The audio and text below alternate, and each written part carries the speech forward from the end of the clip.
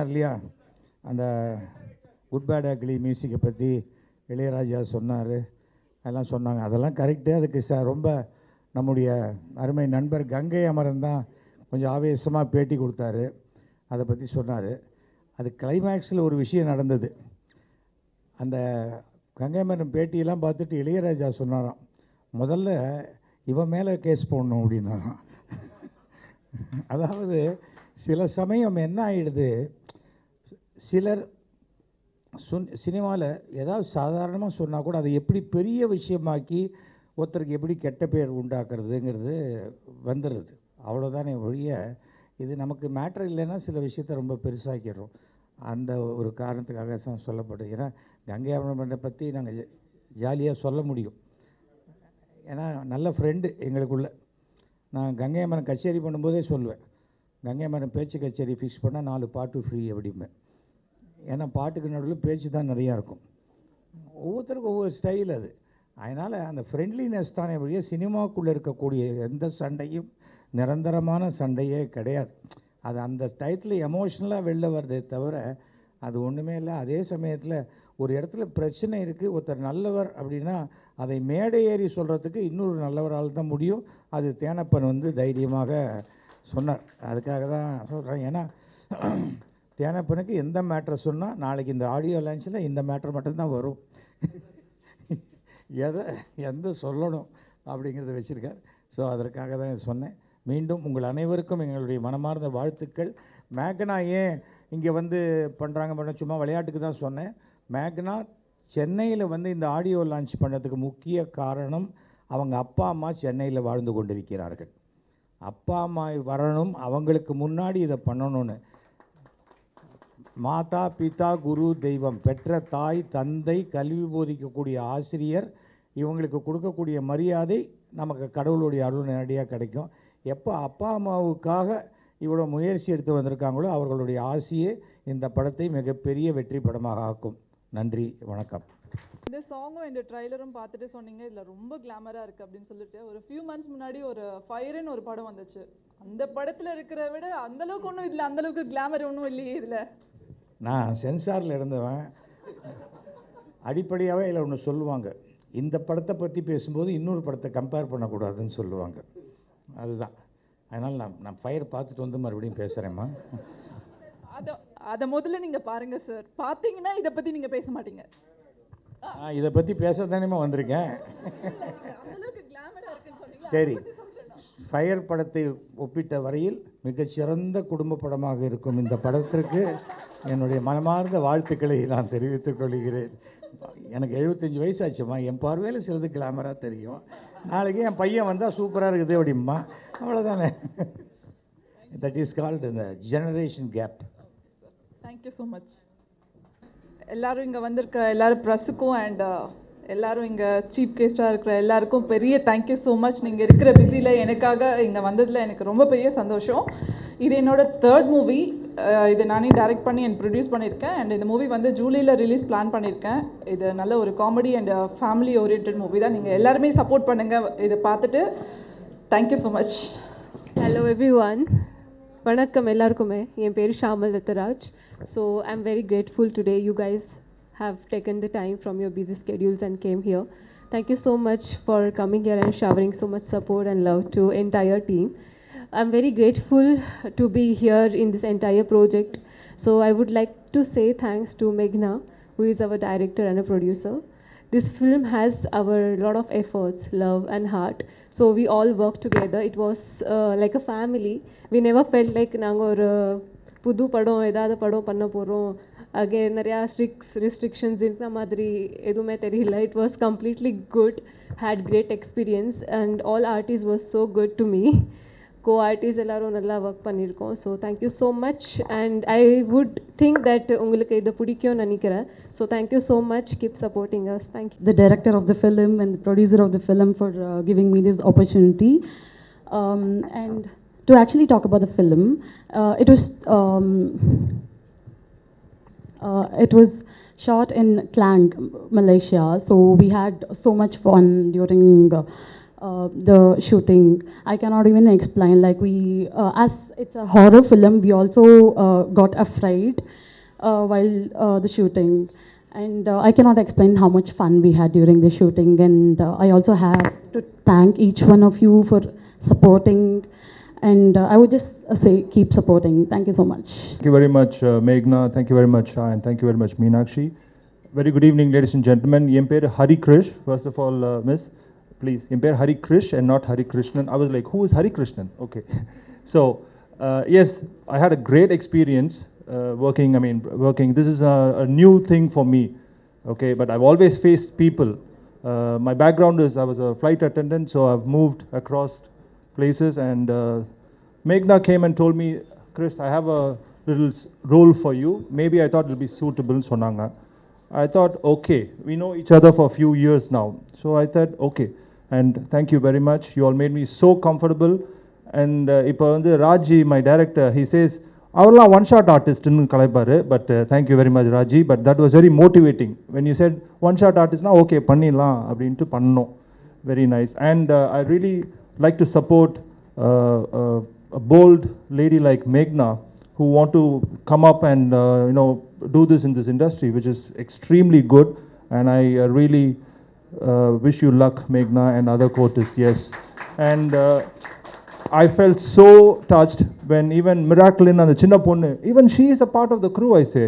Avangale, she comes and helps people. Yeah, thank you very much, Miraculin. I remember your service to us. Thank you.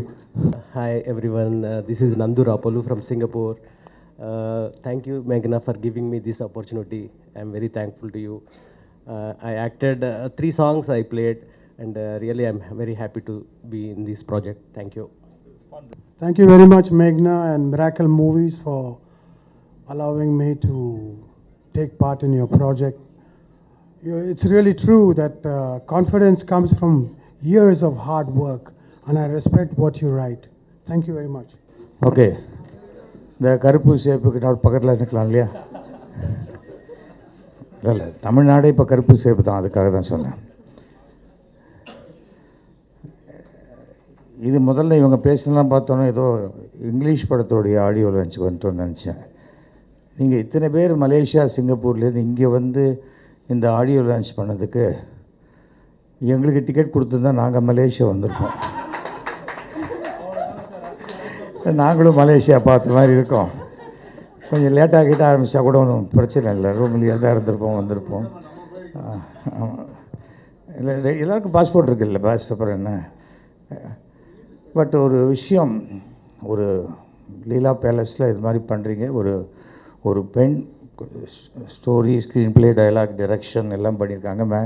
மேக்னா என்னுடைய மணல் கயிறு 2ல் ஒரு சின்ன ரோல் பண்ணாங்க. இதுவே சஸ்பென்ஸ் படமாயிடுச்சு எனக்கு.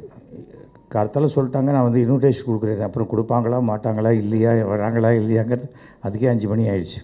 அப்புறம் சொன்னேன், வேணாம்மா, வீட்டுக்கிட்ட தான் இருக்குது, நீங்கள் ஆரம்பிக்க போகிறதுக்கு முன்னாடி சொல்லுங்கள், நான் வரேன் அப்படின்னு சொன்னேன். இது ஒரு யூத்துக்கான ஃபிலிம்னு நினைக்கிறேன். ஏன்னா எல்லாமே அவ்வளோ கிளாமரஸாக பண்ணியிருக்கீங்க. குடும்ப படம்னு வேறு சொல்லியிருக்கீங்க. இல்லை, அந்த சீன்லாம் இன்னும் காட்டலை நீங்கள் அது. பட் அந்த அளவுக்குலாம் ஒன்றும் இல்லையா? இல்லை, இருக்கலாங்க, தப்பு இல்லை. நம்ம உங்களுக்கு சர்டிஃபிகேட் தான் கணக்கே தவிர நீங்கள் அதை பற்றி வேறு எதை பற்றி கவலையே படாதீங்க. நீங்கள் யூ சர்டிஃபிகேட் வாங்கிட்டு என்ன உண்டோ அது வரதெல்லாம் அது குடும்ப படம் தான்.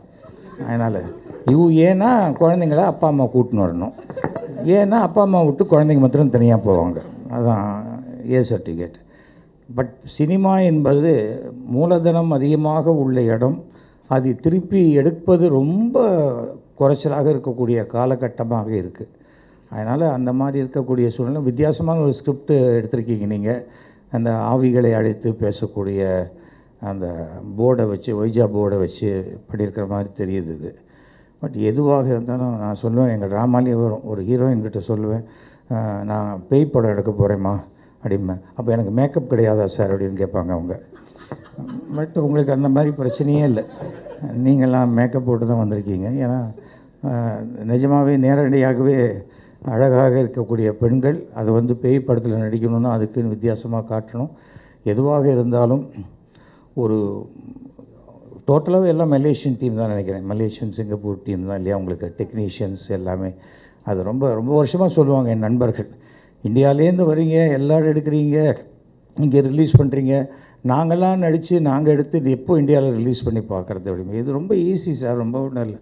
நீங்கள் ஃபுல் படத்தை அங்கே எடுங்க, இங்கே சென்சார் பண்ணிங்கன்னா இந்தியாவில் ரிலீஸ் பண்ண போகிறோம், அவ்வளோதான். அதுக்கு மேலே இந்த சினிமா என்பதற்கு வந்து லாங்குவேஜ், இது மொழி, அந்த தேசம், அதெல்லாம் ஒன்றுமே கிடையாது. இப்போ ஓடிடி வந்துருச்சு, தியேட்டர்லாம் கான்செப்ட்லாம் தாண்டி போய் எங்கே போட்டாலும் இப்போ அமேசானில் பார்க்குற படம் எல்லாமே தமிழ்நாட்டில் எடுக்கிறதா இல்லையே, நெட்ஃப்ளிக்ஸில் போடுற படம்லாம் தமிழ்நாட்டில் எடுக்கிறதா இல்லை.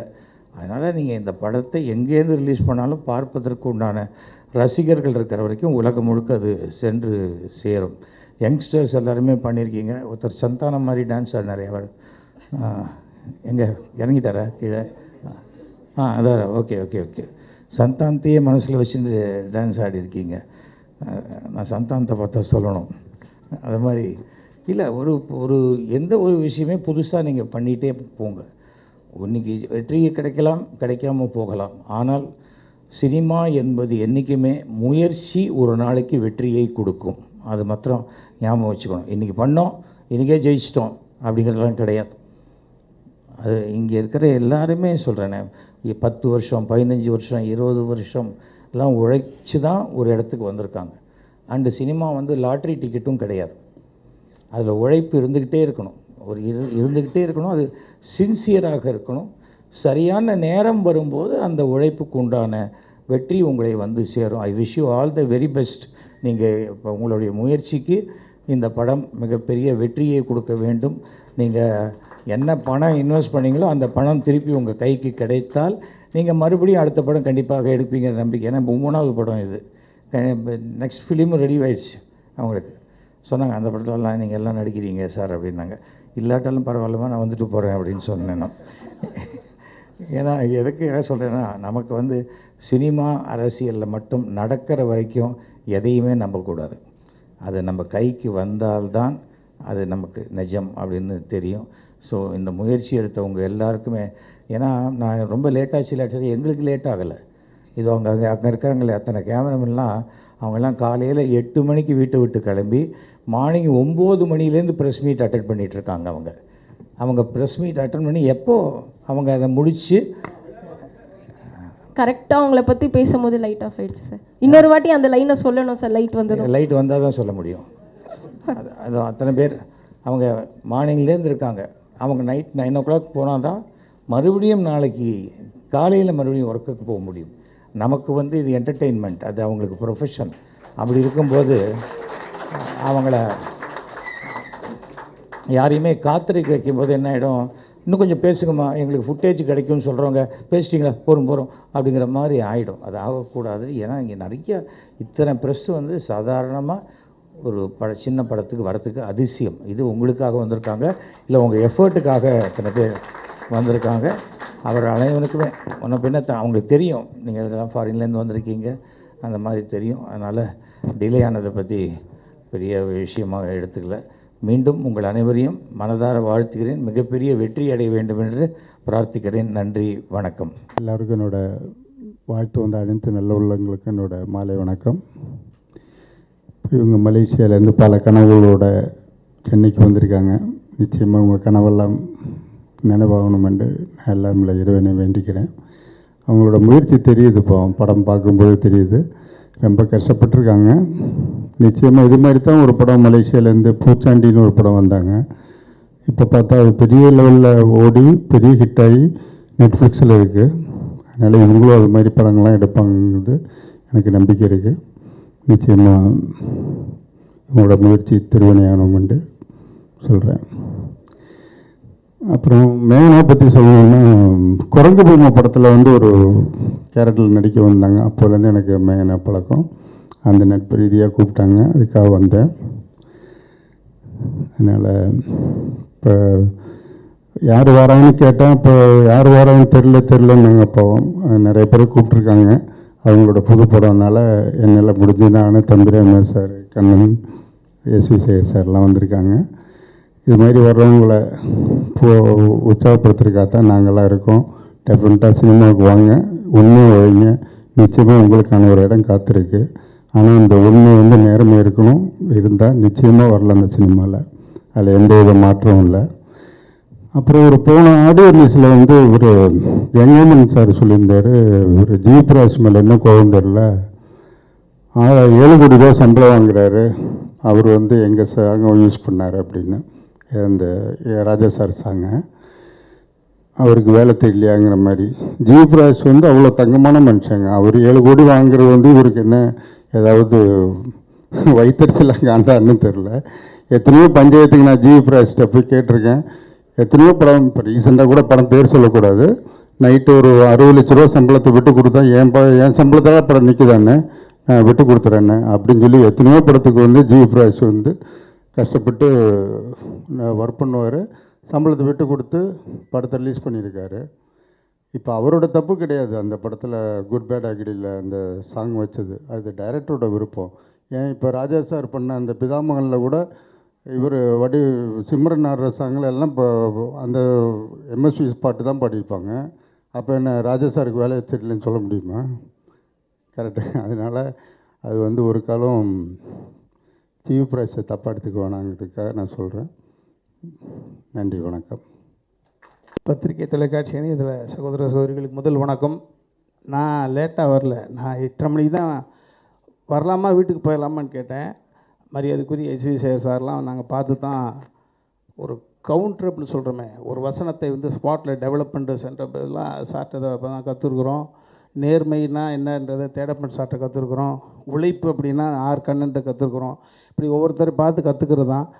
நான் மேடைக்கு லேட்டாக வரவில்லை, திரும்ப சொல்கிறேன். கண்டென்ட் வந்து அழகாக தேனப்பன் சார் உங்களுக்கு கொடுத்துட்டாரு, அதுவே போதும்னு நினைக்கிறேன். நான் ஆமாம். ஸோ இங்கே வந்த நிகழ்வு என்பது தமிழ் மொழி. இந்த மொழி என்பது எந்த இடத்துல வச்சு கொஞ்ச நாளுமே நம்ம அந்த அவர்களை வரவேற்கணும். அந்த வகையில் சார் சொன்னது போல் இந்த செலவை நாங்கள் மலேசியாவில் வச்சுருந்தாங்கன்னா இன்னும் 20 நடிகர்கள் கூட அங்கே போயிருக்காங்க. இருந்தாலும் கூட அந்த மொழி பிறந்த இடத்தில் இது சந்தப்பட்ட கலையை வந்து கொண்டு வரணுன்றதுக்காக மேக்கனா நடிச்சிருக்காங்க. அந்த வகையில் மேக்கனா உள்ளிட்ட மீனாட்சி உள்ளிட்ட முப்பெரும் தேவியர்களுக்கு முதல் வணக்கம். லக்கி, ஸோ அவர் தான் லக்கியா, அவர் பேர் தான் டைட்டில். ஓகே, ஏதோ ஒரு அழுத்தம் கொடுத்துருக்கார் தலைப்பில் என் பேர் வை அப்படின்னு.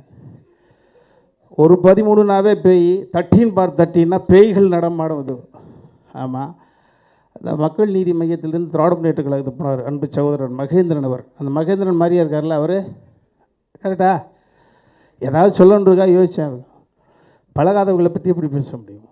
பார்த்தேன் பாடல், ஒரு ஃபேண்டசி. ஒரு பெண் வந்து எழுதுகோலை எடுத்து வெள்ளை பேப்பரை நிரப்புவது என்பதே அது பெண் உரிமை. ஸோ அந்த பெண் அடிக்கடி சொல்லுவோம், ஒரு கற்பனை என்பது நமது ஆன்மா என்பது நமது ஆன்மாவோடு பேசுவது. நமது ஆன்மாவோடு பேசுகிறது, சிந்தனையாக வடிவப்படுகிறது, சிந்தனை கருத்தாகிறது. கருத்து தான் உதடு வழியாக பேசுகிற பொழுது பேச்சு, எழுத்து வடிவத்தில் பேசுகிற பொழுது எழுத்து, அது கலை வடிவத்தில் பயிலுகிற பொழுது படைப்பு. ஒரு பெண் ஒரு படைப்பை கொடுத்துருக்கிறார்கள். நேற்று டிசைன் பார்க்குற பொழுது மியூசிக் நீங்கள் தானப்பா இல்லை, பெரிய விஷயம்.